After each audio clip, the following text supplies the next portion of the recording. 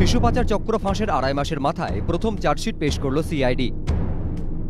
উত্তর 24 পরগনার বাদুরিয়ার এই নার্সিংহোম থেকে প্রথম খোঁজ মেলে শিশু পাচার চক্রের। বিস্কুটের বক্সে কিভাবে পাচার হচ্ছে সদ্যজাত তা দেখে চক্ষু ছানা বড়া হয়ে যায় রাজ্যবাসীর। এরপর একে একে বেহালা,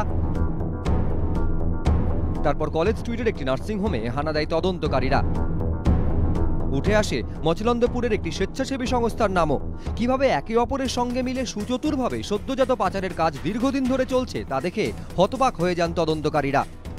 একে একে গ্রেফতার হন একাধিক জন, যার মধ্যে রয়েছেন চিকিৎসকও।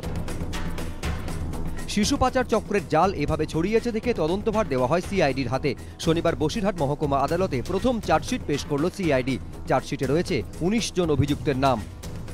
মোট 4 পাতার চার্জশিটে অনিচ্ছাকৃত খুন, অপরাধমূলক ষড়যন্ত্র, শিশু পাচার, একই উদ্দেশ্যে অপরাধ সংগঠন, জালিয়াতি, নথি জালসহ একাধিক ধারার উল্লেখ রয়েছে। তবে চার্জশিট থেকে বাদ পড়েছে বেহালার চিকিৎসক নিত্যানন্দ বিশ্বাসের নাম। উপযুক্ত তথ্য প্রমাণ না পাওয়ায় অব্যাহতি দেওয়া হয়েছে তাকে। সিস্টার আমাকে ফোন করে, ডক্টর বিশ্বাস আপনার আন্ডারে একটা পেশেন্ট ভর্তি হবে। তখন এরাও আমাকে ফোন করেন। তখন আমি বললাম ঠিক আছে আপনি ভর্তি নিন। তখন অন্য একজন ডাক্তার ডিউটি ছিল, ওই দিন আমার ডিউটিই ছিল না হাসপাতালে।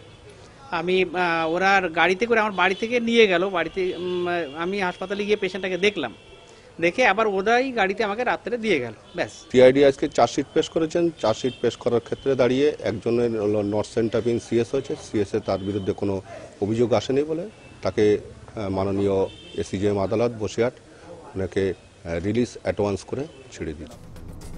সিআইডির তরফে জানানো হয়েছে এরপর তদন্তে আরও তথ্য উঠে এলে সাপ্লিমেন্টারি চার্জশিট পেশ করা হবে। ময়ূখ ঠাকুর চক্রবর্তী, সমীরণ পাল ও আব্দুল ওয়াহাব, এবিপি আনন্দ।